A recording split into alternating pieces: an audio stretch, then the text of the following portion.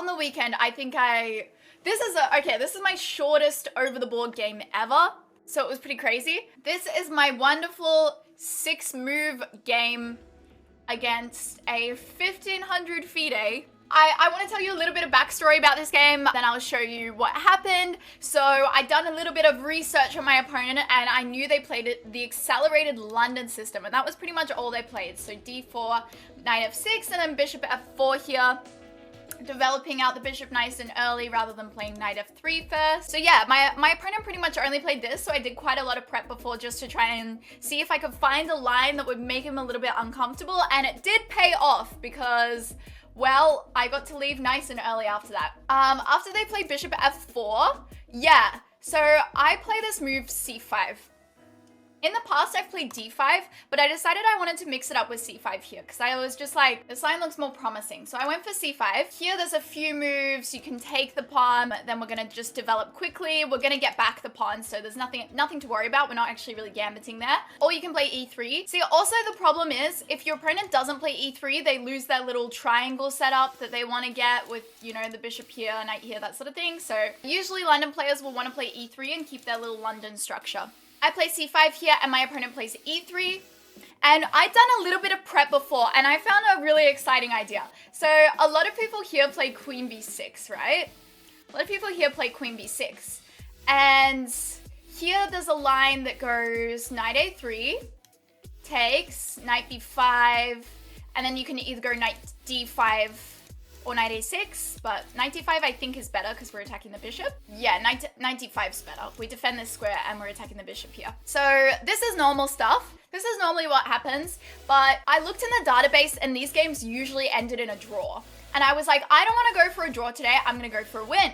And then I found this move. Instead of queen b6, a move that hasn't really been played in many games at all, like there was very, very few games that have been played with it in the database, knight d5 to start off with. This is a cool move.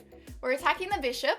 So the two best moves are just to retreat back here or take the knight here. You don't want to go down to g5 because then I have lots of tactics, you know, with queen coming out on a5, the bishop's on g5, all the line up, and we can just kick the bishop around with a6. So I assumed that my opponent would go g3 because usually London players, they just want to put their bishop back on g3. They want to keep the bishop pair, or they want to make you take the bishop in a way to open up their h-file. So I was not expecting takes there, and my opponent has never seen this move before, I assume, because they looked very perplexed when I played knight d5 here, thought for around 5-6 minutes and decided on bishop g3. And now after this, we play queen b6.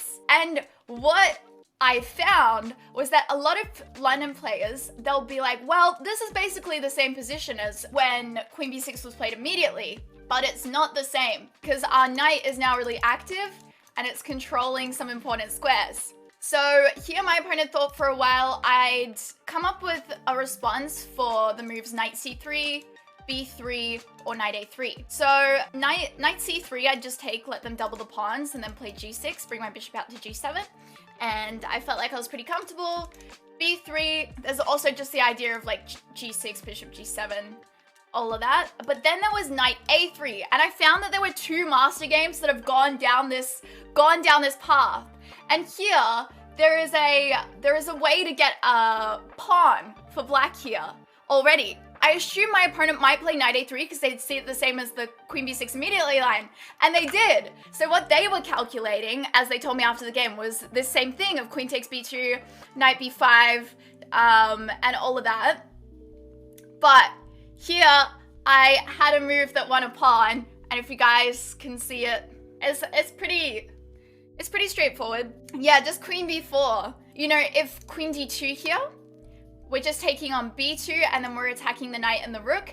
And the difference between normally when you take on b2, the queen and the rook defend each other, so this isn't such a threat. But now we'd be attacking both of them at the same time. So yeah, if queen d2 here, they'd have to go back to c1, then we'd have this check here. They can't block because of this, and they'd have to put their king on d1 or e2, which doesn't look very comfortable. Or they can go to e2 if they want, but that doesn't look very good since we're coming in threatening this. And so my opponent played the best move here, which is c3. But then this is just winning a pawn for black because I can just take here. Literally, I took here.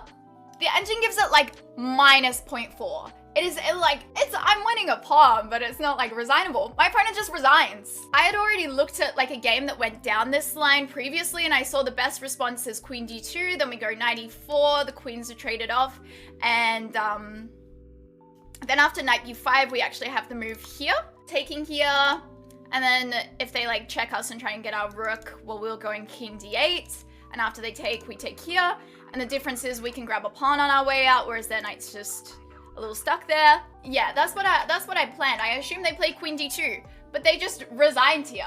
They said all they saw was this, and this, and this, and they were like, oh no, this does not look very good, which it doesn't. This is a -3 position. Like, this is not good.